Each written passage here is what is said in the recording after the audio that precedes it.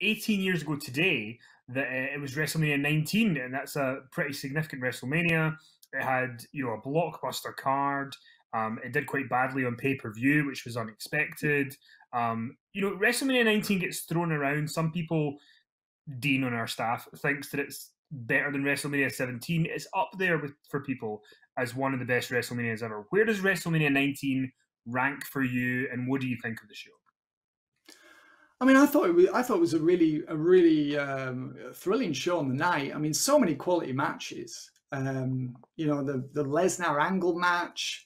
The fact that they got through it when Angle was in such rough shape, and obviously it was really scary with Lesnar doing the shooting star press and then landing on his head, and that was sort of made it memorable for all the wrong reasons. But I think it was still a superb match that they managed to put together. And the fact that Angle got through it and obviously dropped the belt to Lesnar that night, didn't he, Kenny? So, I mean, he was determined to do his duty and put Lesnar over, and all credit to Angle for that. What else was on the show? I mean, we had Hogan versus Vince, which was the match that was really took over the promotion of the show, was on the posters. 20 years in the making. Yeah. The street fight, and lots of people blame that for the poor pay-per-view number that it drew. I mean, it was, what was it draw? Was it 500? It was about 550 it drew, 540, 550, so 560, something like that, wasn't it?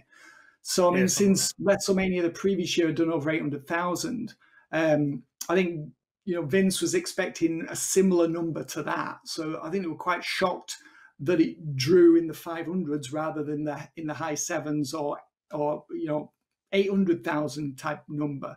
But that was such an entertaining match between Vince and Hogan. And just one of those matches. There's the great camera shot where Vince comes up from the ring doing the Jack Nicholson Shining look.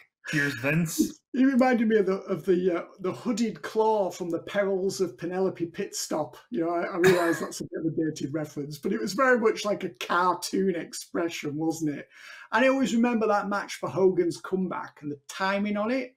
Just being, and that it was just one of those moments where you just thought, Hogan really is that good, isn't it? He just timed that comeback so well. He's waiting and he's waiting and he's waiting. It's like, now's the time, for maximum crowd response, for optimum noise. So I really enjoyed that.